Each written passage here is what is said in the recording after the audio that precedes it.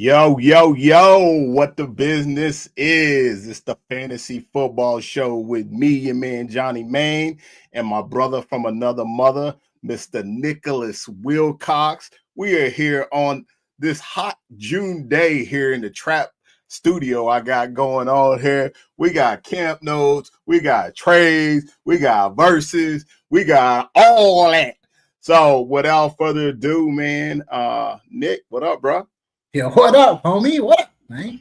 Oh yeah, yo, it's definitely hot, but I can't complain about it because it's better than the alternative. Let's just say that. You know what I'm saying? But yeah, just another day, another end of the month almost for real. Because it's crazy that we're getting and inches closer. Whew. You know what I'm saying, to the summer ending. I mean, fantasy football season. Right. That part right there, man. Like wishing summer away, man, to get to football season. No. Every psychopathic, fantasy football manager, fantasy lover, man. That's what we do, man. Is wish away the summer for sure to get that. That's the Speaking of dilemma, that's a dilemma, right? It's like fantasy football season for the fall. Yeah, we're excited for football. Yeah, going crazy. You know what I'm saying? But it's like, you know what I'm saying? You wake up on Monday morning, you got to commute to work, and you're like, it's that fall chill, start to get October, it's getting more colder. I love it, man. I love it. I love that chill. I love the sweatshirt, man. I love all that, man. For real. But, anyhow, yeah, man. Good to see you, bro. You got some camp notes, man, and stuff. You were getting ready to hit us with, man. So go ahead and break us off, man. Without further ado, it's we want to keep things, when we have shows, I want to involve this segment more often because it's definitely things that we have to keep in mind when it comes to, for us that, we'll have a variety of different people that roll through our show, right? We'll have some people that are literally like us that are trying to get every little edge we can on anything that we see for players concerning camp news and stuff like that. We'll have some casual people that come in that, want to have some, tips and tricks for their leagues. So we'll have a lot of that in between. So I wanted to include the news segment because it's important. So obviously we all heard the obvious trade that happened today. Your Steelers acquired Jonnu Smith. Jonnu Smith officially traded to Pittsburgh today. When it came to everything came back. So Jalen Ramsey, Jonnu Smith, and I think it's a 7th round pick. A 7th in 2027. Yeah, for Minkah Fitzpatrick and a next year's 5th round pick. So yeah, not to say that we knew there were rumblings of Jonnu Smith getting traded, but to Pittsburgh, how do you a quick reaction to that? So just the trade overall, I love Minkah Fitzpatrick. I was against the trade when they made the trade. Back when Ben got injured, I thought at that point, hey man, he's down. Hey, play it out. Put yourself in a situation for quarterback. We can always go and do revisionist history and stuff. I won't get into that too much. But Minkah Fitzpatrick, man, he kind of stole my heart. Is what happened, man. He became quickly a fan favorite of mine, man. Quickly one of my favorite players, if not my favorite player, on the Steelers. So today, man, it kind of sucks for sure, man. Just because initially when I first seen the trade, I was like, oh shit. I was like, they got Jalen Ramsey and Minkah Fitzpatrick and JPJ. That's what I was thinking. And Elliott. I was like, man, they about to get busy. And then I'm at the gas station. And I'm like, what? I'm like, wait, what? I'm like, Minkah, no. And then I drive another 5 minutes and they're like, wait, but there's more. Then there's Jonnu Smith involved. And, I definitely got to hear a lot of the reactions today, man. Driving, had a daddy-daughter day today with the girls. So got to hear a lot of reaction. And I think, it is what it is, man. This is it's one of those situations where the team got better. And it sucks that they gave up a player of the caliber of Minkah Fitzpatrick, but offensively, been watching a lot of stuff, and I think it does do a lot of really unique things for Pittsburgh, man. It does now put them in a situation where, 2 tight ends is definitely a matchup nightmare. DK Metcalf is definitely a matchup nightmare. And obviously, Roman Wilson, we'll see what happens there in that space. Calvin Austin, you got two kind of water bugs floating around out there. So I like the trade offensively. I think it's I think obviously like they got to figure some things out, right? Like there's a lot of new faces on that offense. But I think schematic wise, like I think they're going to be able to cause some problems, when they play teams like the Baltimore Ravens, having linebackers and safeties guarding tight ends, right? Like that's one thing you do. Guys like Kyle Hamilton now, like you kind of take him out of the equation instead of him being up disrupting plays. Now he has to be out in coverage, and if not, then they have to play potentially more safeties on the field. And going back, man, and looking at some of the film from last year, the Cincinnati Bengals, when they were able to rip apart the Baltimore Ravens for that monster game that Jamar Chase had and Joe Burrow, it's because they were playing a lot of safeties on the field. So I don't emotionally I'm hurt, but in my mind I know this is the right I know this is the right thing. So and shout out Jalen Ramsey, man, one of my favorite players to watch from a distance for the last 4 or 5 years, man. Shout out Tennessee too, man. Played his high school ball there. So now the ability to be able to root for a guy that was such a menace to the Pittsburgh Steelers early on in his career with Jacksonville. Same thing with Aaron Rodgers now, cost the Steelers the Super Bowl. So I find it really ironic that a lot of the players that like were very disruptive to Pittsburgh early on in Tomlin. I shouldn't say early on in Tomlin's tenure, but over the last handful of years, they're now Pittsburgh Steelers. So we welcome them, we embrace it, and I'm looking forward to see what they do moving forward, man. Yeah, word. I hear that. I'm definitely curious to know like what Freiermuth's value now really is when it comes to this team. Unless you tell me they're going to be playing more 12 personnel, like you were saying, and really leveraging a 2 tight end system, that could really do wonders still for him. But that's being optimistic.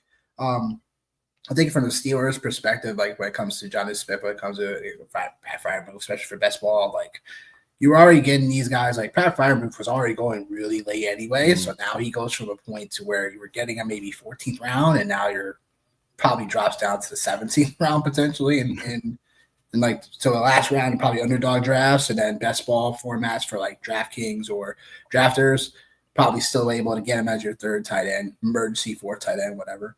But yeah, I mean there goes that. The other news I wanted to get to was there's still no update for McLaurin, and and I think a lot of us are still watching that because although like optimistically I think a deal gets done, but Adam Scheffler is talking about not much progress on the contract extensions at this point. So I think it's something we got to keep an eye on because if something were to happen where McLaurin doesn't seem like the guy to really hold out really, but at the same time NFL's a business and things can just consistently hey hold out this, hold out now, hold out longer, hey excuse me, now it's getting closer to the season, like oh no. So in terms of people we've seen hold out, sometimes it doesn't pan out well for their seasons upcoming when they hold out, because if you remember the Brandon Ayuk situation like last year where there was a lot of talk about him pushing for a contract extension and then eventually like hey maybe wanting to get traded or this, that, and the third. Like, and now it's like, not to say that McLaurin's going to get hurt or whatever, but it does take away from your preparation at times, as we've seen in the past. So definitely curious to hopefully, I'm optimistic they'll get a deal done, but it's still something we got to keep our eyes on. So training camp for the Jags, so Hunter, Brian Thomas, Damami Brown, still, and Lawrence all working together, getting that chemistry going. According to Paul Britt from the Jaguars Wire, basically, giving us an update about, Hunter being potentially wide receiver 2 in this offense, boundary X receiver, in terms of how we look at the situation. Like that's pretty decent. You know what I'm saying? But Travis Hunter still is, from a fantasy perspective, still a guy that he's going to vary depending on the room and vary depending on your scoring formats. So double check your scoring formats when looking into, Travis Hunter in general. That's, speaking of tight ends, a report for the Miami Herald, Omar Kelly, shout out to him, says that, the Raiders have their eye on Michael Mayer. If you don't remember Michael Mayer, he was drafted before Brock Bowers the year prior for Las Vegas. And that would make some sense in the general for Miami because that would give them a move tight end that, I believe Mayer still may go for a decent, price tag, but it's something that's definitely attainable, I think, for Miami. And if that were to happen, it'd be interesting to see how that would gel for, fantasy purposes because, Mayer's probably going undrafted right now. I was about to say, I don't think I have him on no all team. formats. Yeah, I don't have him on no team. It'd be interesting to see how that pans out for sure. Giants camp, we got Wan'Dale Robinson news. They want Wan'Dale to move around more in the formation and have different roles in this new offense. According to Ryan Dunleavy of the New York Post, Robinson ran 77% of his routes and snaps last season in the slot primarily, which again was a give me section. We were getting Wan'Dale Robinson just for the volume and stuff like that. If you were trying to pick him up for a cheap option, he was like a PPR scam last season. In terms of maybe you slot him in for 10, 12 points, especially at 4-point PPR. I hope we get away with that, especially if you're in a deeper league last year. So something to keep in mind because the Giants situation could be something where outside of neighbors, who's going to benefit the most? Will the Giants go with more of Cam Scatterboot and use Tyrone Tracy more receiving work, and will all the other receivers that we've kind of penciled in as being really shorter guys, like Darius Slayton and stuff like that, do those guys get a chance to benefit at all? Remains to be seen, but it seems like in general, Russell Wilson's going to be the quarterback for the Giants until we hear otherwise. In general for the offense, so it doesn't give it so much hey, all right, whatever type of thing. Yeah. But yeah, that's the news. In terms of basically today. What I'll say is before I give it to you, what I'll say is basically just the Terry McLaurin situation could impact, Debo because, Debo could, I could see him going up maybe a little bit more. As the days go by, the longer Terry McLaurin, there's no contract extension. I could see him go up Debo right now for where I see him currently going. He's about, in terms of rank, see Debo as probably going that 6th round, early 7th round, at least in ADP. Yeah. At least in ADP, he's, so ADP right now 66 overall right now in most best ball, ADP average draft positions. So I'm guessing that, mandatory minicamp is about in 3 or 4 weeks, right? So I guess in about a month, if McLaurin's not showing up to camp at all or, whatever, if he doesn't show up at camp at all, I would see Debo go up to his price tag can rise to the early 5th. Yeah, I feel like, and maybe McLaurin, maybe he doesn't show, but I think the way, at least for, my idiocracy here, the way that I believe it's set up is, if they don't show up, they start to get dinged every day that they don't show up. So it might be one of those situations where, it might end up being like a T. Higgins situation last year where maybe he's not going 100 miles an hour, maybe he's going up the hill and, hurts his hamstring. So I don't think it'll be him not showing up. I think if it comes to that, I think that's probably more or less what you're looking at. It's just one of those scenarios and situations where he's holding in, not holding out. So, I expect him to be there. But I just think it's one of those situations where maybe he's there, but maybe he just doesn't get on the field and participate and run routes. So, maybe he's insubordinate, I guess would be the best way for me to call it. Yeah. Yeah, that's fair. It's fair to say. Yeah. So the other thing, man, we got here tonight, man, we're talking about Versus. This is the fantasy football show's version of Versus. If you are unfamiliar with Versus, how it works is, or how it worked during the pandemic was, you got a song and then you passed it back to the other person, most notably Gucci Mane, Jeezy. What was some other notable verses, man? I thought that was just my gosh. Oh, the locks and Dipset, right? Oh my God. Yeah. What are we doing? Hey, what are we doing? Hey, Jada, yeah. Oh my goodness, yo. Yeah, so we got fantasy versus our version of it here tonight. So first we're gonna start off, man. We're gonna be talking about tight ends. We were talking about Mark Andrews and Mr. Swift himself, Travis Kelce, and essentially where they're going right now, and who would you choose, or where would you be at as far as selecting these guys. So right now, in regards to ADP, just consensus, right? So this is on every platform. We're talking redraft, we're talking best ball.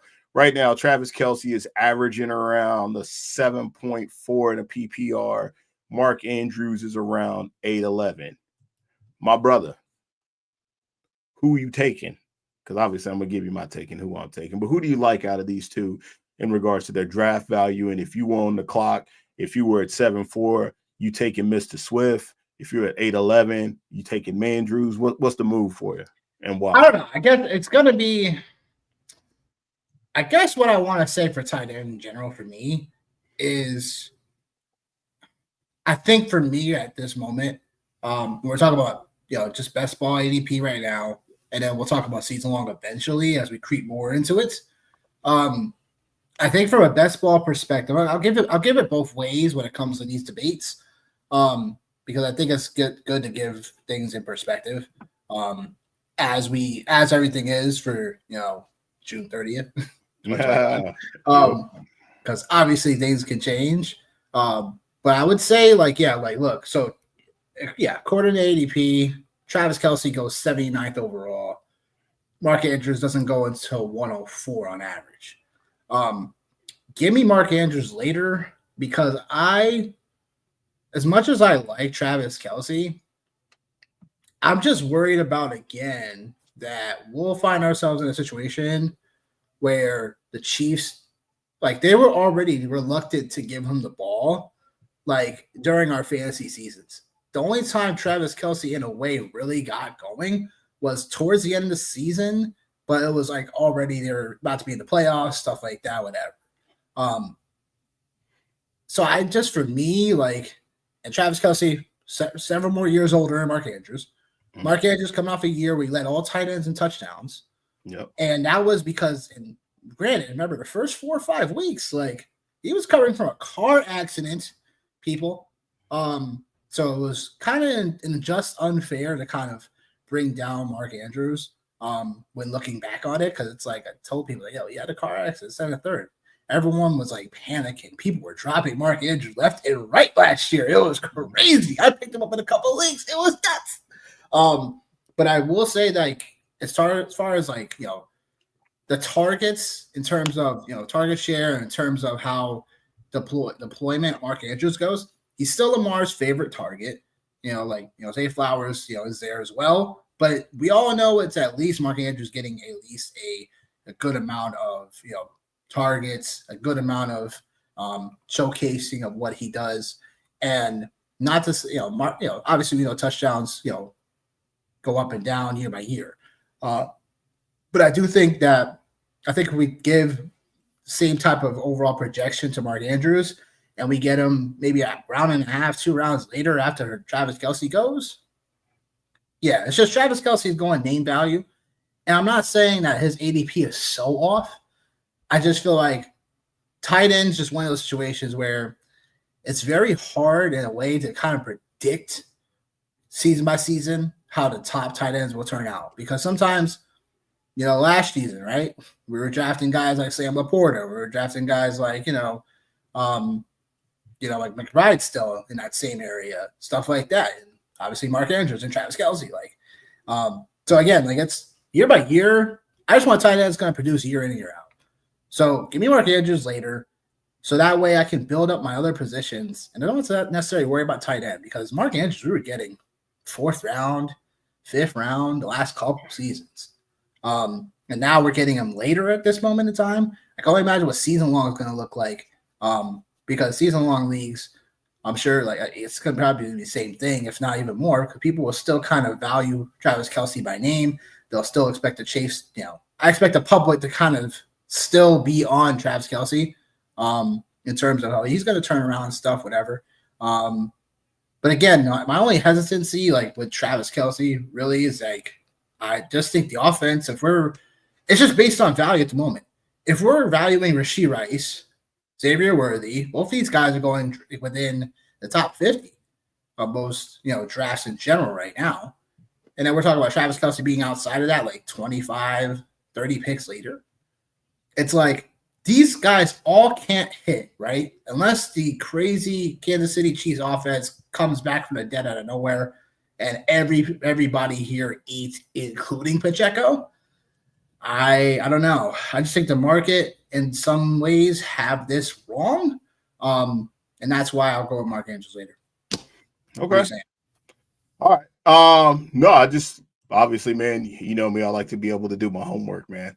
I'm a psycho about it. So I looked at a couple of things, man. I just looked at like the first couple of years of comparison, like for when these guys both first started. And Travis Kelce has the better catch percentage, had more touchdowns, more receptions, more yards. Like you name it. Like just all right, just at the onset of the career.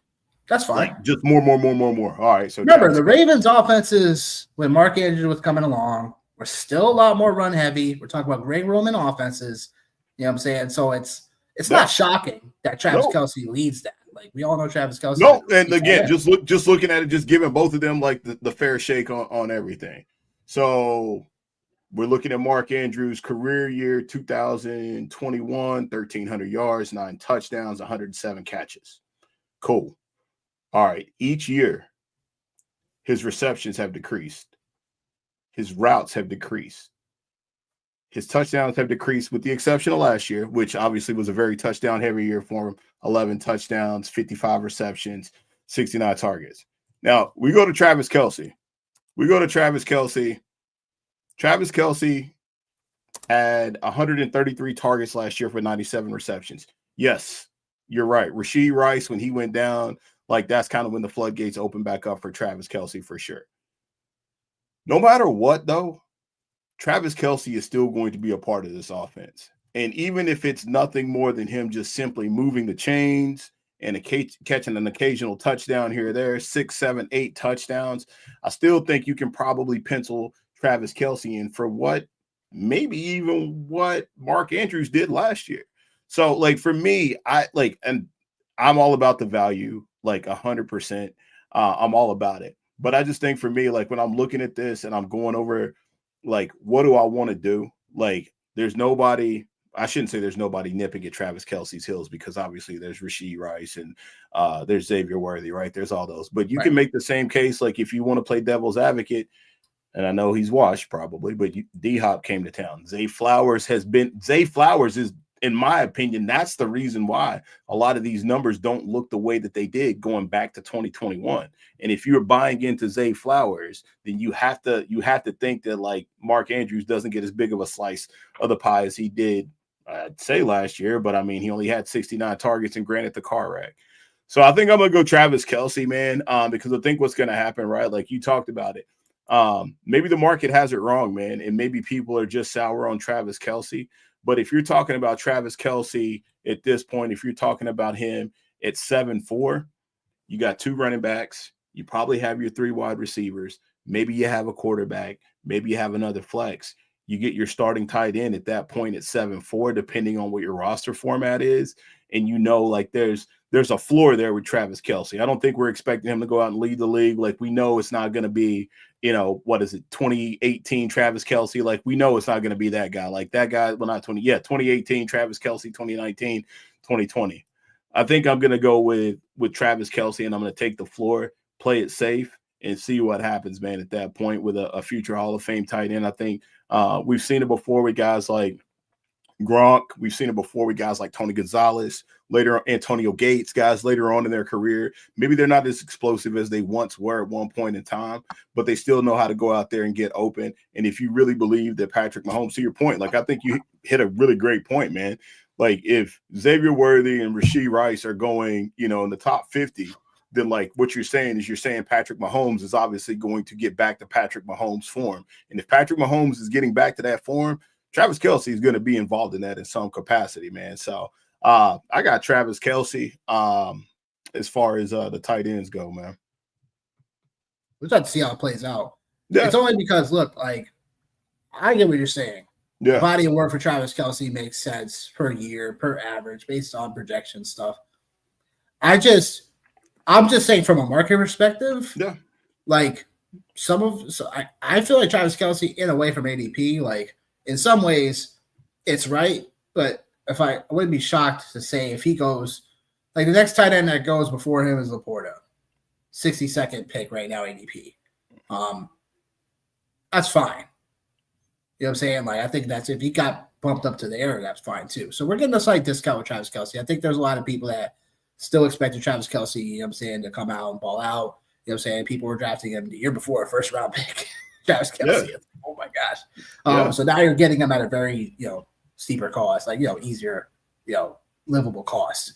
So I mean, look, I'm just saying that Rashee Rice, Xavier Worthy, I'm just saying in general, is all these Chiefs, it all can't happen. Listen, bro. Listen, you already know my mantra in situations like that. I said that last year when we talked about the Miami Dolphins. You and I in the conversation about Devon Achane, Tyreek Hill, Jalen Waddle. It's one football, three guys, and what do you know? It was Devon Achane and Jonnu Smith, not Tyreek Hill and Jalen Waddle. So I agree with you, man, because I think there's a couple of other theories that fall right in line with that same theory that you have. Devon Achane for an interview, bro. Go ahead, talk your shit. Go ahead, talk your shit. I'm here for it. Yeah, man. So I like that, man. So next, dude, we got Josh Jacobs and Jonathan Taylor as far as verses go. So we got two running backs last year. They're really, I would say Jacobs was definitely the better value of the two of them for sure last year. But we got two running backs, man. I believe both of them are 27 years old, if I'm not mistaken, or 26, 27. Pretty daggone close. So these two running backs here right now, the market for them as far as where they're being drafted, they're both going right around right around the second round, 2.7 and 2.9. Yeah, so 2.7 and 2.9. So you're on the clock. You're in the second round. You probably already drafted Devon Achane because you're a psychopath like that, and I love it, and I'm here for it. Psychopath. Yeah, I love it. It proves you wrong. So who you got, man? Who you got? You going JT? You going Josh Jacobs? Oh, what we got here? Same logic. Yeah. Same logic being used towards Jonnu Smith post-draft can be also used towards Juwan Johnson, who's at a significant cheaper ADP. No one's talking about Juwan Johnson. Nope. No one's talking about him at all. Nope. And that's an interesting situation when it comes to the Saints in general, because there was always this talk about Juwan Johnson the last couple of seasons, and it's just for whatever he got hurt and this, then the third. So no one's drafted Juwan Johnson. The problem is Juwan Johnson better suited for best ball versus your season long leagues, because Juwan Johnson can be in the waiver wire in your season long leagues. For best ball, draft him as one of your last few guys you got, and hope that the Saints offense looks better than advertised, and you got yourself a decent guy that will totally be his ADP by several rounds. I still think Jonnu Smith is someone we can still draft, and just temper expectations, though. Would you agree, John? No, I like Juwan Johnson. I think that's a good call out, man, for sure, because every year there's always a tight end that comes out of left field, to save the day for somebody. It always happens. It was Jonnu last year. Every year there's always a guy. A few years ago it was Evan Ingram who came out of left field to be the guy. I like the Juwan Johnson thought for sure. Later on in drafts, whether it's best ball or whether it's season long, if you draft a guy like Kelce, then taking a guy like Jawan Jennings, that's a great idea actually. Because you have your floor guy and you have your ceiling guy, and if it don't hit, then all right, cool. He's back out on the waiver. I got no problem with the Juwan Johnson piece for sure, man. So appreciate the love, who for sure. So for sure. Back to you, man. What you got, man? No, we're on you now. Oh, well, all right, cool. So I'm gonna go with that's fine. Yeah, I'm in my bag, man. I'll go with a very similar logic, right? I think JT is the guy for the Indianapolis Colts, it's obviously he's going to be featured. There's a lot of people that believe in Josh Downs. I'm hearing people talk about Michael Pittman coming back. I'm also hearing people talk about Tyler Warren. Just a very similar concept we just talked about 5 minutes ago. Number one, I know maybe Daniel Jones is the guy. Maybe, not quite sure. And again, like, hey, I'm not here to bang June 30th, people. I'm not here to bang on it. Maybe he ends up being the guy, right? But like the one thing is, just as consistent as the days are long, Jonathan Taylor, as long as he's upright, he's gonna get the football for that team. So I think we know that. And then Josh Jacobs, like I think like they had no intention of running him last year the way that they ran him. It was just a matter of a lot of injuries at the quarterback spot, with Jordan Love having a couple games, having to play with Malik Neighbors at quarterback, hiding him. The one thing that I did find really ironic, just as far as like the amount of time that like their first 4 years in the league, Josh Jacobs actually has been on the field more offensive snaps than Jonathan Taylor. And some of that is in part to injury, right? Some of that is due to injury, for sure. But for me, man, I believe in Jonathan Taylor. And I think this is probably the toughest one for me. I believe in Jonathan Taylor. I think it's all there. But I think you have to know, man, that the Green Bay Packers offense is definitely going to be better than the Indianapolis Colts offense. For sure. And I think we know that for sure. JT is in the business of getting the volume. So I think like that's and so is Josh Jacobs, obviously, but being the centerpiece of the offense is a little bit different.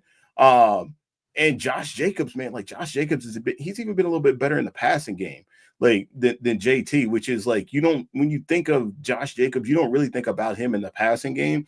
But when you're comparing two running backs here that have very similar skill sets, yeah, like again, Josh Jacobs gets the edge. So Josh Jacobs gets the edge of the passing game. He gets to get the edge as far as having a better offense, right? So, like, I'm saying all of this to say that as much as I want to say JT, it's probably Josh Jacobs. It's probably the play. It's probably like going through all this, man. Like that. This is the piece, man. This is the piece. Going through it. I would live with either one of these guys, man.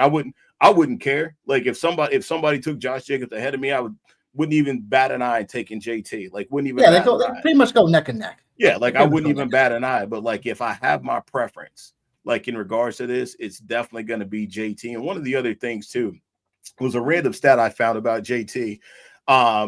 It was like he was the slowest back that had like the most breakaways on the outside or outside of the tackle, something like. I'll have to find it again, but it was a really interesting stat that I had seen with him, and I was like, that says a lot as far as that goes. But I think like again, like the Packers, the Packers don't draft wide receivers, but they drafted a wide receiver in the first round, which obviously tells you like they're trying to get their offensive passing game going. And if they are able to do that and Jordan Love is able to get rolling, then Josh Jacobs doesn't see those stacked boxes that he's seen at the high clip that he's seen last season.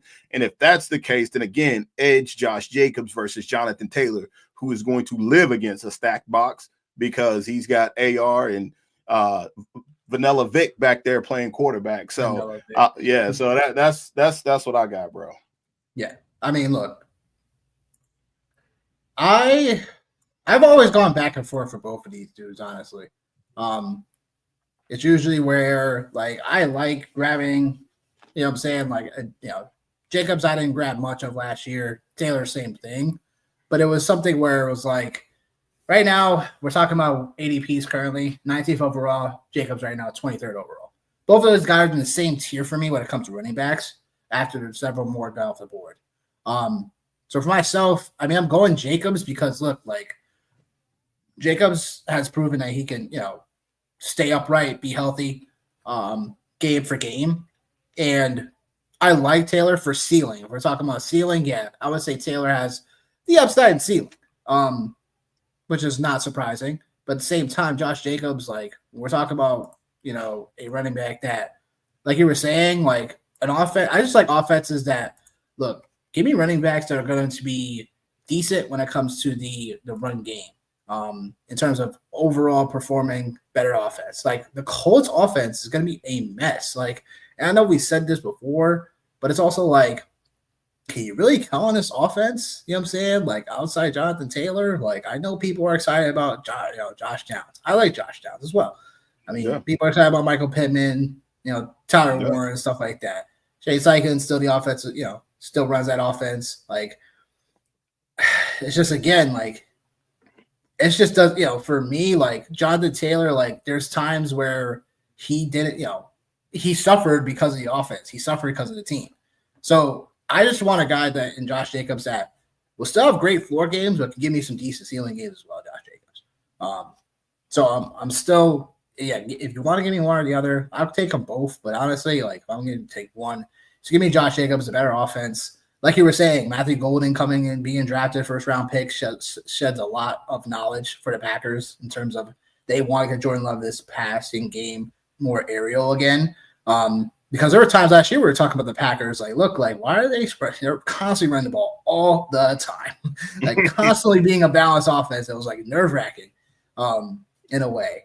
So, and like you were saying, like you're adding, no Watson pretty much because he tore his ACL very late in the season last year. So he probably won't see him. If you see him again, you probably won't see him till like November.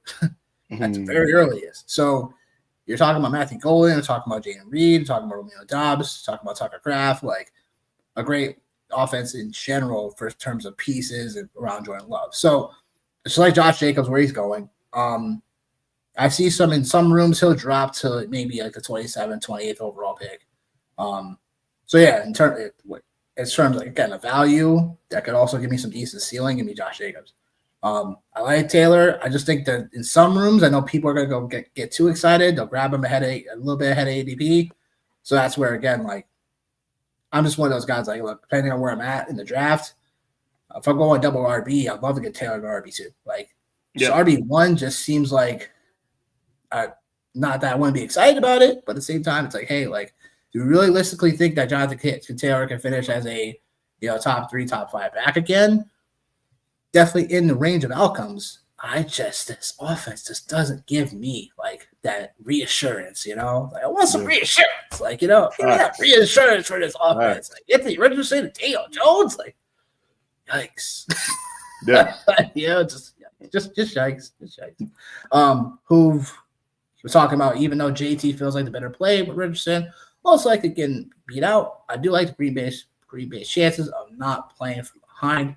Golden speed, I can't see being valuable once they start playing those winter games, which means playoffs. So if Jacobs is the main focus during fantasy playoffs, that's the answer. Yeah. So look, it's one again dilemma, right? I think both of these guys are fine picks. It's just based on who you got for preference. It's just again like Taylor, he ripped the cover off for some people who had in the last few weeks of the season for your overall playoffs. But Jacobs was those players that got you there. So it just depends on what your roster build is in general. Anything more before we move on? No, man. We got next up. We got MHJ, JSN. A lot of acronyms out here. We got Marvin Harrison Jr., the forgotten man of last year's draft class. Oh, you're biased. No, get him out. Get him out. He's biased now. I love it. Biased. And then we got JSN. So 2 former Ohio State Buckeyes wide receivers we're talking about right now as far as who would you take and literally and why. And right now JSN is going right around the 3-6 in drafts, and Marvin Harrison Jr. Is going at 4-1. So brother man, pick your poison. Look. Yeah, I got another one of these dilemmas because the opinion is going to vary by the room you're in some cases. Do I believe that MHA can bounce back? 100%. The guy has too much pedigree. His father played Hall of Famer. It's like I'm sure he had a lot of speaking to Kyler Murray about in the offseason. You didn't give my son the ball. His daddy named him Cassius. I'm gonna call him Clay. So I'm sure he, no, I'm kidding. But I'm sure MHJ and Kyler Murray are hopefully getting more in sync and back on the right page. So and then there's that. There's JSN. So Jack Smith and Jigba, who we're getting a nice value on last year. When it came to the new offense, and once again, Seattle made changes again. Clay Kubiak now the offensive coordinator for this team, and which is going to be interesting to see how things shake out. JSN, the only thing I'll say about JSN is that his improvement goes, I'm hoping that he gets more layup targets. I hope they consistently feed him targets, right over the middle, while still deploying him as that, middle down the field threat as well, for JSN. So I guess if I'm picking one of them right now, it's JSN, because I do like the body of work that he brought to the table last season. And I know Marvin Harrison Jr. was a rookie last year, so I just end up on JSN just a tad more than I do Marvin Harrison at the moment. But if I can get Marvin Harrison Jr. at a little bit of a falling value, I like him over JSN. But it's just definitely close when it comes to these dudes. Tip, what up, bro? What up, man? Welcome. Definitely ask a question if you want. We're having the dilemma debates in terms of certain positions of receivers at the moment. So I think I'm choosing option C and getting someone else around this ADP. And you That's understandable. It's understandable. Who's your guy? Who's your guy? You see, he was I told you, man, he was all in on JSN last year. I remember tuning in at one point. He was going psychotic about JSN blowing up. And when I talked to him at the Expo, I'm like, who's the one guy? And he's like, JSN. I was like, all right, bro. I ride with you. I ride with you, man. I'm curious to know who he definitely is wanting around this ADP. That'd be interesting. Yeah. No, I think for me, again, did a very similar exercise, right? Went check to see all right, what did JSN look like his rookie year? What did JSN look like his rookie year, in comparison to Marvin Harrison? Try saying that fast 5 times. And again, I'm going to continue to say this. Marvin Harrison was not bad last year. The problem was he was overdrafted. Was the way problem? Overdrafted. He was overdrafted is what the problem was. He wasn't bad. He didn't put up a bad season, right? So when I look at that, Marvin Harrison Jr. was definitely better than JSN for sure. In yardage, they both actually had the same amount of catches. Actually, JSN had one more catch his rookie year than Marvin Harrison Jr. did. Marvin Harrison Jr. had 8 touchdowns. Right. And then you go and you look obviously at last year, which, hey, man, JSN got busy last year. The one place he separated himself from everybody else in the league was him being a slot merchant. 921 yards receiver from the slot. That was more than Ladd McConkey. So he had over 294 more yards than he did in the slot. But the thing about Marvin Harrison Jr. that I think we all got to wake up and realize is number one, this man is a monster against press coverage. And when you get inside the red zone, obviously teams are probably going to start to play you a little bit tighter. Marvin Harrison Jr. was the best wide receiver in the NFL last year among wide receivers who had 50 catches against press coverage. So him getting touchdowns is absolutely in the equation. And then another factor for me is that Kyler Murray has right now, again, it is June 30th or June 31st here, the end of June 30th. Right now, Kyler Murray has the best strength of schedule for quarterbacks in the NFL. And if anybody is going to benefit from that, it is going to be Marvin Harrison Jr. And I think he takes We hope. Let's just say we hope. Because Kyler Murray last year, there was a stretch of games last year that was the same thing. We're right, these easy cupcake matchups. You're killing us in bad matchups. But do we want Kyler Murray? Do you want Kyler Murray in control of your destiny, or do you want Sam Darnold without the golden child KOC. Look, I'm all right with Sam Darnold actually in terms of him proving himself because obviously without KOC, like that has to play a role, but at the same time, like I do believe this offense can still be, prevalent when it comes to Darnold being at the helm. It was more from Darnold's perspective. It was more like him choking, actually, you know what I'm saying? Like versus like him not having the best fantasy season. And, he's proven that when he gets the opportunity, he is showcasing, the players that we want for fantasy assets to produce. So hey man, I'm not gonna show knock it as some other people because it's like Darnold showcased that he's done it for the weapons around him. So I'm not gonna discount that as much. Kyler Murray still has to showcase that he can do that on a regular. Hey man, he support like in Brian the past. How many? In the past, he supported guys. No, dude, he supported guys in the past. Like D-Hop, there was a window of time where they didn't have an A1. They didn't have an A1 alpha wide receiver. And I think like this is just one of these things for Kyler and Marvin Harrison Jr. that like, again, he just was overdrafted. It wasn't a bad season. Like these other Ladd McConkey is the exception to the rule. Semi-skeptical. Ladd's the exception to the rule because he played with Justin Herbert. It was a playoff team. He's the man. Malik Neighbors played on a shitty team that was throwing the ball every single down. And I'm like, hey, I'll buy Malik Neighbors. Brian Thomas. I'm getting ready to get to him. Brian Thomas Jr. did everything he did last year. Essentially, I'd say 70% of what he did was with Mac Jones at the helm, not Trevor Lawrence. So, like, bro, there's a step to be had. And hey, Brian Thomas Jr., if it all works with Trevor Lawrence in this offense, then hey, we know what it is. But Rome Odunze, same boat. Like, there's a ton of targets that are gone now. Specifically from Keenan Allen, who's not there. I think over like 120 or 140 something targets. A lot of slot play is gone off the books now for Rome Odunze. So man, I am absolutely fine, and I would probably actually in this case, I'm probably going to hang back and I'm going to wait on Marvin Harrison Jr. Man, I'm going to hang back and wait on him. And I dig it, Hoove. Like if I had to pick, like I probably would go in a different direction, but It is not out of the cards for me for Marvin Harrison Jr. to end up as a wide receiver one, low end wide receiver one.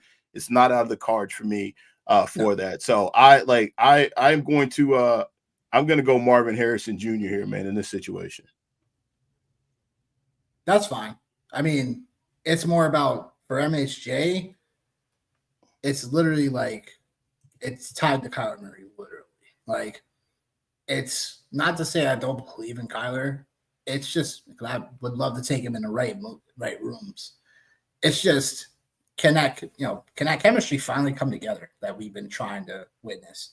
And I'm hoping that if I'm in certain rooms and people aren't valuing MHJ like that, then yeah, I would take him as a falling value. After I have at least maybe one or two receivers already. Dig that.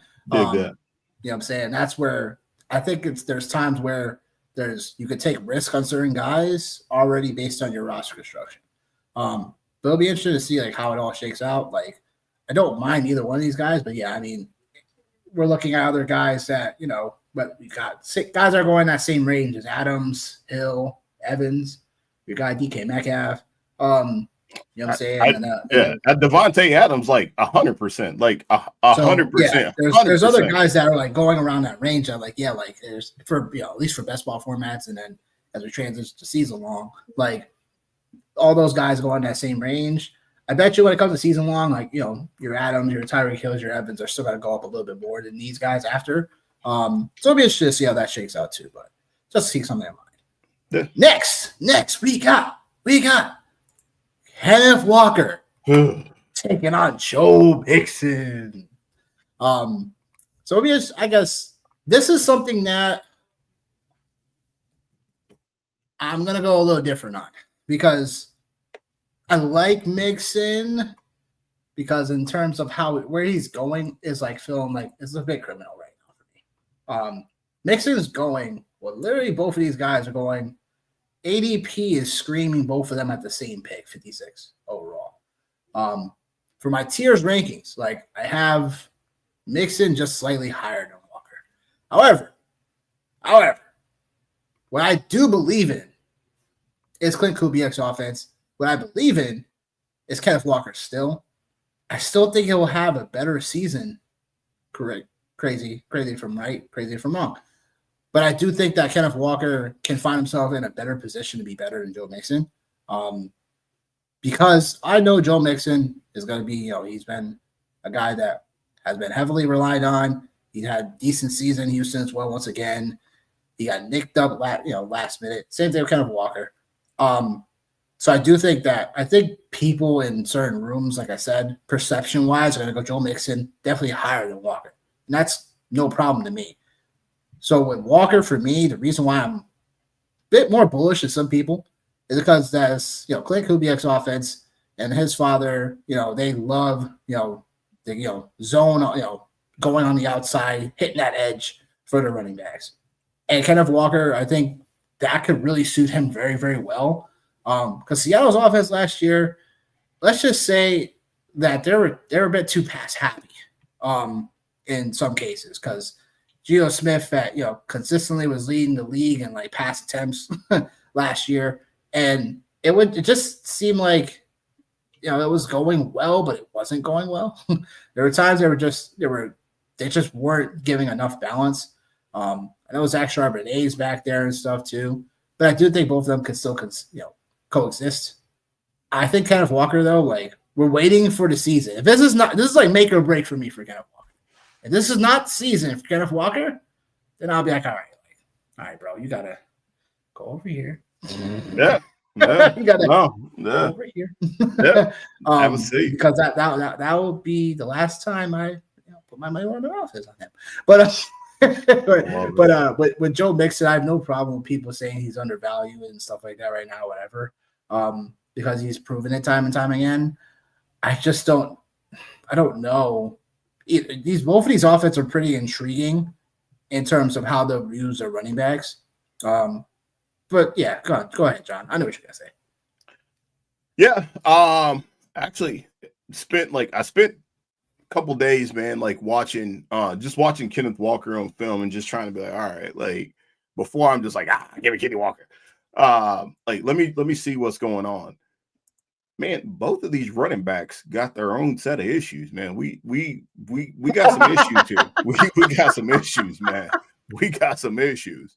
Joe Mixon's issue is he wore it down and he was hurt. And both of these running backs actually have one thing that's very similar for both of them. Both of them last year were hit in the backfield quite a bit. Joe Mixon was hit behind the line of scrimmage on runs outside at 60% of his carries last year. Had the 5th highest stuff run rate in the NFL. And coming down the stretch, the last 4 games of the season, the most yards he rushed for was 57, and that was against the Dolphins, who stink, the Chiefs, who were good, the Ravens, who were good, and I think they probably just held out for him on the Titans. He did a lot of his damage right around week 10, right before week 10, and that's where he started to load up and take advantages of defenses like the Patriots. The Packers, that actually was a really good game for him because the Packers are actually pretty good on defense. The Colts, your boys, the Jets, he got busy in all those spaces, right? So for me, I've said it before, I don't want anything to do with Joe Mixon. So I'm give me Ken Walker. Well, then I go and watch Ken Walker, and I go look at Ken Walker. And the one thing that stood out to me with Ken Walker was a lot of the runs he had last year were from the gun. And he had some runs in light boxes that even with light boxes, he wasn't crushing the game. So right now we are banking on a guy, and hey man, like you said, maybe money where the mouth is, right? We're banking on a guy with Ken Walker who has not had double-digit touchdowns in 3 years, double-digit rushing touchdowns. Let me go back. Only hit 1,000 yards one time, which was his rookie season. Hasn't hit 250 carries the entire time he's been in the league. And also was contacted behind the line of scrimmage at the highest rate of any running back in the NFL. So you got 2 running backs who are consistently getting stuffed all the time in the backfield. One of them is old. One of them is young. The old guy is actually on the field. The young guy can't stay on the field. The young guy's explosive. The old guy's not. The old guy's lost like linemen. Who's old? Joe Mixon is running back old, bro. He's running back. Yeah, he running back old. Yeah, he running back old. So like running back old. Got put context on it. Running back old. Yeah. Like so for me, I'm like, man, like what? Like this is a terrible situation to be in. This is a terrible situation to be in. So like, yeah, I guess you can go Ken Walker on the upside because he's got the pedigree, former Doak Walker award winner. So like, it's there, but like. The best ability is availability. And, Kenny Walker here has not played in 17 games in 3 years. He played in 11 games last year, had 153 carries. So and again, like outside the tackle, I gave you the stat already. It was averaging 3.3 yards. I even went and watched the Kamara just to kind of get a feel for maybe how they would use Joe Mixon. I mean, not Joe Mixon, but Ken Walker. And it looked kind of the same. So I'm not quite sure if somebody was like, yo, you got to pick. Like you got to pick, I guess. I don't even want to say it because it sounds so nasty, but I guess Joe Mixon? I know Joe Mixon? Like, I don't want to say it. I don't want to say it, man. But like, golly, dude. Woof, man. Woof. And I'm glad I did this process because I was like, oh, okay, like Ken Walker. Like I get behind that, like, and it's good value, blah, blah, blah. Yo. And like the other thing too is, and then I'll give it to you, is Ken Walker is Aaron Jones's little brother in terms of getting hurt in games. And I'm going to leave it at that. Aaron Jones will get hurt middle of a game. He'll play 2 quarters, won't play another week or two. That's Ken Walker, man. Like I've had Ken Walker I've probably owned Ken Walker the last 3 years. So that's probably why I'm more out on him, is because I've had him the last. This is definitely the year then. Of course it is. That would make perfect sense. That would make perfect sense. Definitely the year. That would make perfect sense. Just like when last year we were talking about streams for DFS, talking about Calvin Ridley. This is the week he's gonna go out. Probably so, man. Probably so. But again, again, right? Like when you look at like what's out there for the Texans, obviously it's Nico, it's Mixon. And then they got a couple of rookies and Christian Kirk, if you believe in that. Same thing with Seattle. It's JSN, it's Cooper Kupp, Ken Walker. And then you got Zach Charbonnet, like a guy who is going to be nipping at Ken Walker's heels. Like Zach Charbonnet played too good last year for him not to be involved in that offense again this year. And then like the last thing, like I'll leave you guys with for sure is even like last year, like looking at it, right? Joe Mixon played 50% of snaps. Ken Walker played 42% of snaps, mostly because of injuries for Ken Walker. But like both of them have an abysmal yards before contact from last year. So like, like this is just not a space. I'm hoping to God I don't find myself in this space where I have to choose between Ken Walker and Joe Mixon. I haven't yet. Yeah, I'm hoping I don't. I honestly haven't yet. Yeah. Usually I just grab Kamara. Yeah, and even that comes with it, right? And even that comes with its own set of risk. But at least at least like if you got to go like out of that group, like you're like okay, and like and even like again like watching him like over the weekend to try to get a feel for Ken Walker, I'm like, oh well, I guess it's time for me to move Kamara back up my board a little bit because the Saints might suck, but they're gonna suck by giving him the ball. So let's go. Sure. What you got, man? Sure are. I was just saying. When it comes to that, I think that we're close in terms of like how we view the situation.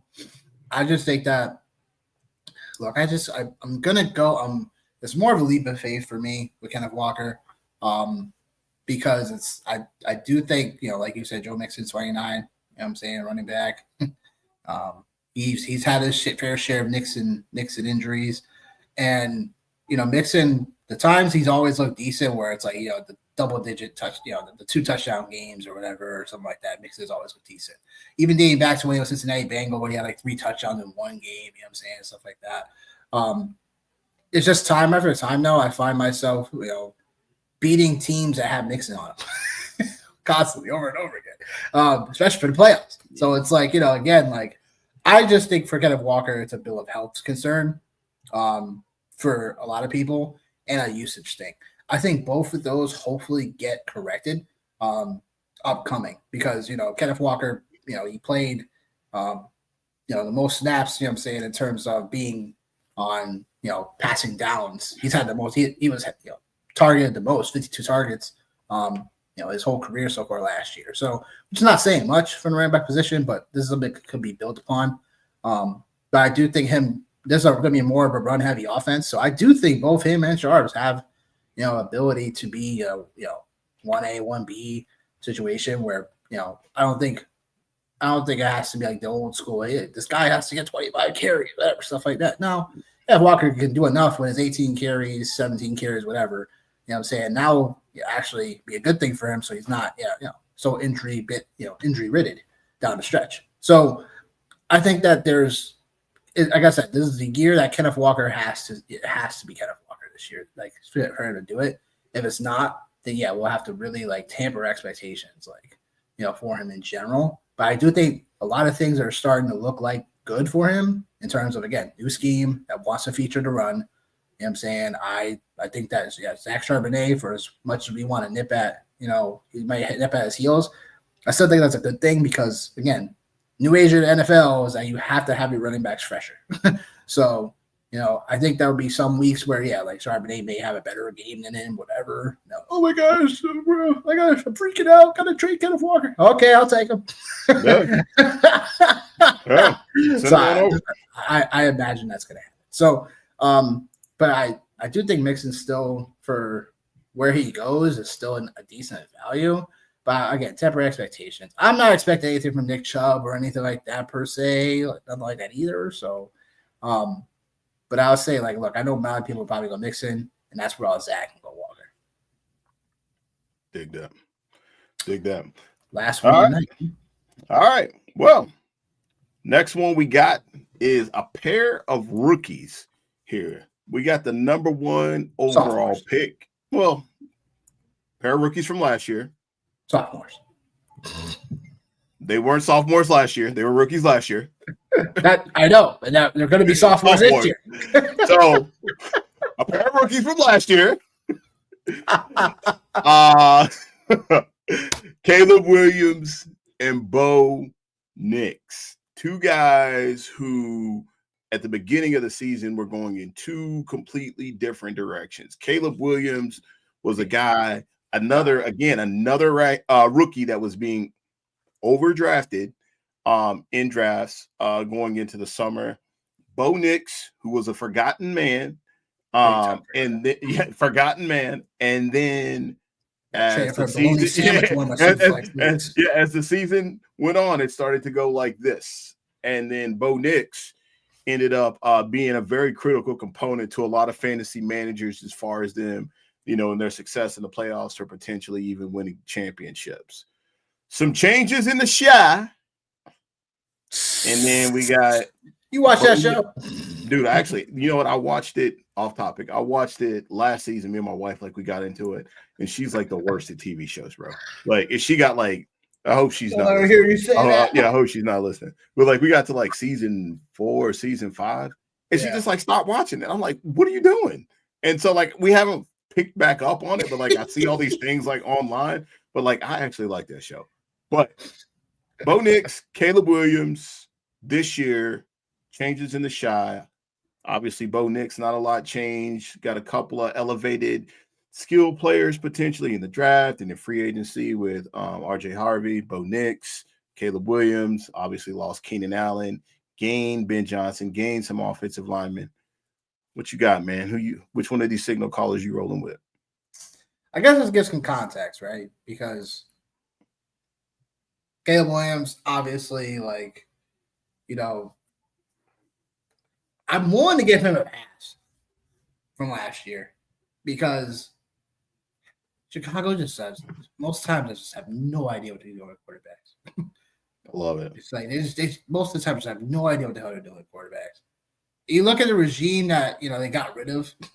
It's like Matt Eberflus had no idea what to do with a quarterback, like at all. It's like unreal, like what he did. Like and Caleb Williams, there was just times where he was looking like a bad rookie under center. You know what I'm saying? Just he wouldn't take what the defense gave him at times. He'd get very flustered in the pocket.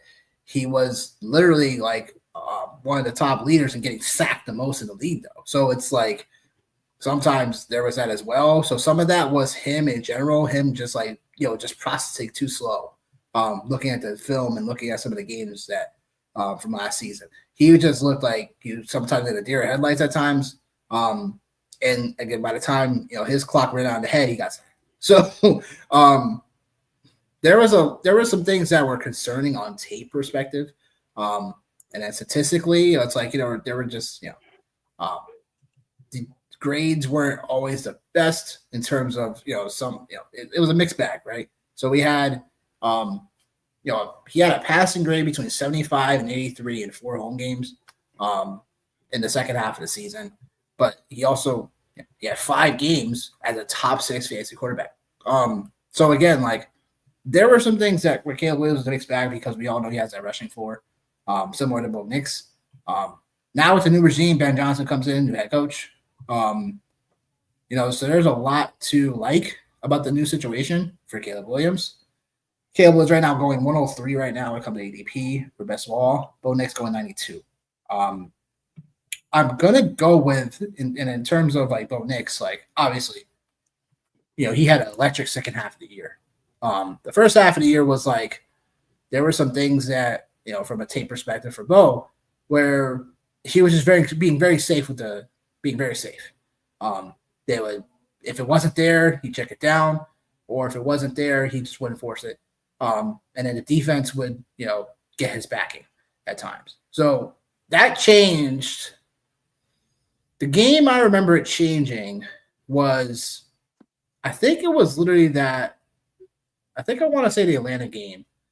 I think it was like the game where, for me at least, where Bo Nix. Go ahead. Let's say 307, 4 touchdowns and a 145 QB rating and do it. That was the Falcons, right? Yep. So, yeah. But yeah, that was a game for me that I was like, we got something here. Because that was the game I thought Michael Penix should have started. But ironically enough. But yeah, I mean, that was a game for me. Bo Nix, I feel like to me really was like, all right, he has somewhat arrived.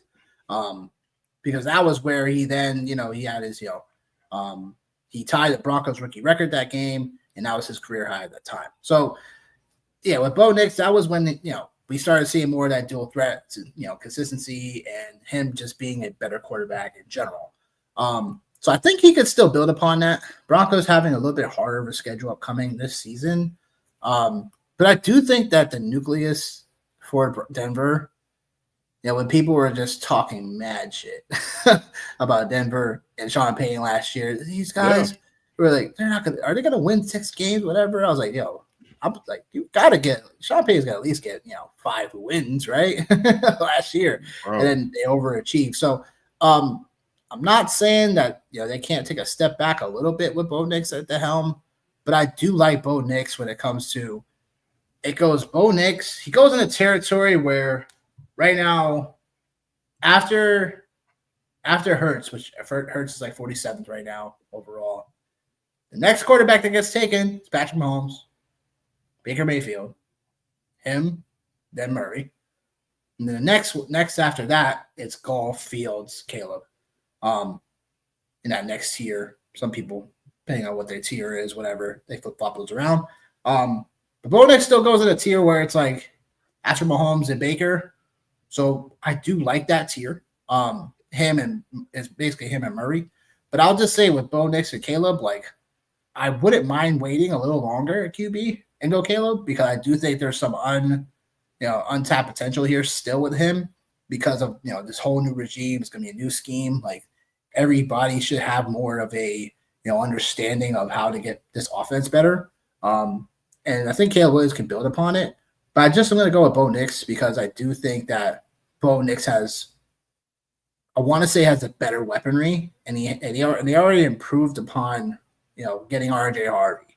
What I'm saying, and improving upon potentially your guy Courtland Sutton. They brought in Evan Ingram. You know what I'm saying? So they're bringing they got pieces more around him even from last year to build upon this offense with. Marvin Mims, who's a burner who can potentially, for people in best ball, like he could be a guy that you draft later on. You know what I'm saying? Because he could field stretch this offense. So there's a lot to love about Denver when it comes to this offense, and it starts around Bo Nix. So I'm going with Bo Nix. All right. Well, I'm going to go Bo Nix. Love him. He was my guy last year in a lot of spots. I waited on him late. He's my dynasty quarterback. Like, too bad you didn't get him in our Superflex league, huh? Nope, I did not. Did not.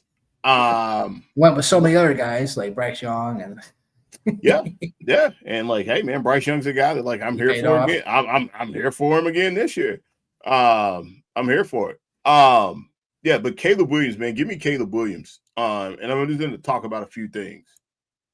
One of the things that fantasy managers always love as far as their fantasy quarterback was the ultimate equalizer. Yeah, shout out to your man, the Konami cheat code. Shout out, right? I see it right, the Konami code. Konami cheat code. All right. We'll see in a few weeks. Caleb Williams had more rushing yards last year than Bo Nix did. Yeah, Bo Nix he did. He was running for his life. Bo Nix had, right. Bo Nix had 430 yards. Caleb Williams had 489 yards. All right. Difference is Bo Nix had 4 rushing touchdowns. I think it cannot be stated, documented, talked about enough about how much pressure was on Caleb Williams last year all the time. 23% of the time he dropped back, he was pressured. Obviously, I think he was sacked 64 times, I believe it was last year. Like, we know that. Like, those things are all going to improve. Like, they're all going to improve. And I like Bo Nix. I don't want to say the question. Well, yeah, I guess the question I would have for Bo Nix is not, is this his ceiling, but is this what we can expect from him? Is somewhere to be playing in this space right here, which is not a bad space. Obviously, it's quarterback 1. So like, there's nothing wrong with that. Caleb Williams ended the year, I believe it was week 17. He had a streak of 353 completed passes. 353 passes without an interception going towards the end of the year. You bring in, Ben Johnson, you bring him into the equation now.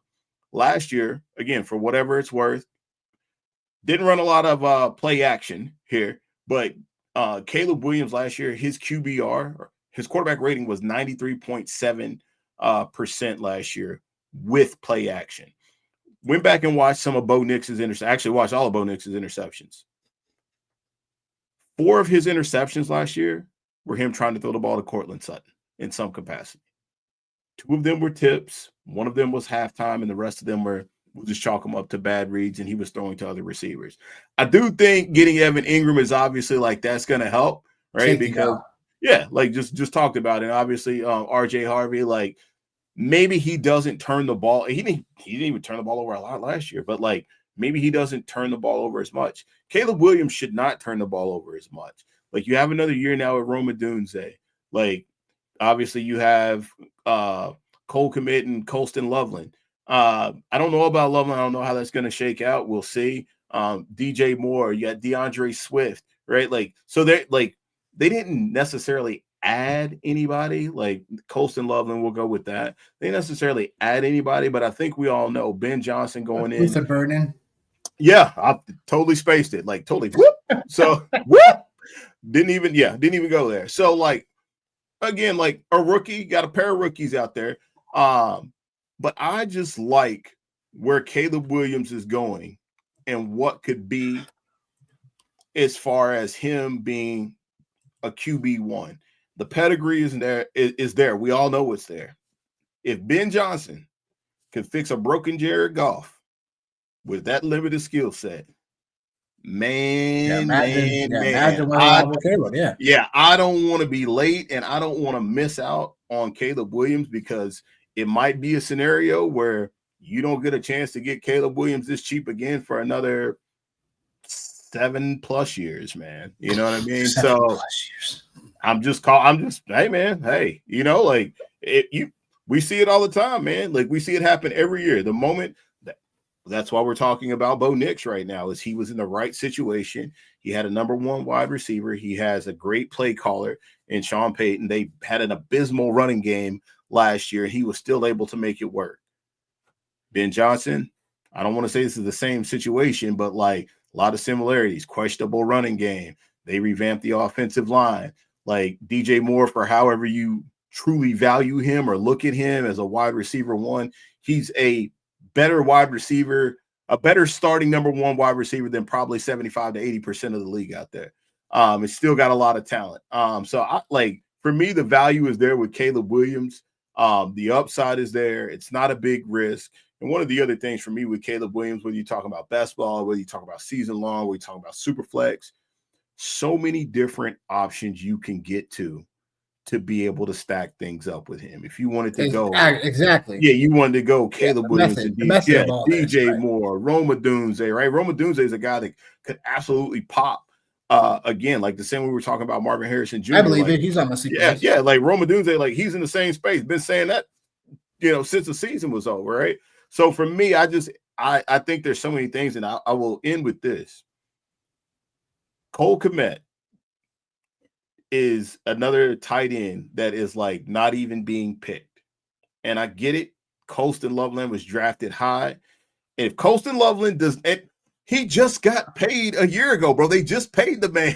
So they just paid the man. Like they gave him a bag. So again, at the end of your draft, like I'm not telling you to go out and base your draft on grabbing Cole Kmet. I'm not telling you to do that. I'm telling you. If that's bad advice, John. Yeah, if you're looking for a tight end too, Cole Kmet, he's gonna be hanging out there. So, anyways, Caleb Williams for me, man, in this space, and I don't want to have to think about it too much. If I had like Bo Nix, like I don't have a problem taking him either, but I know I can wait. And you talked about like, hey, if I'm waiting in that space, you're talking about guys like. Yeah. Caleb Williams, Dak Prescott, Justin Herbert, Fields, quarterback. Especially your season-long leagues. You're gonna have like one QB league, especially in season-long. That's why I might change our format to Superflex, because like you're just gonna have a pick of the litter at quarterback after after Mahomes. It's like, all right, well.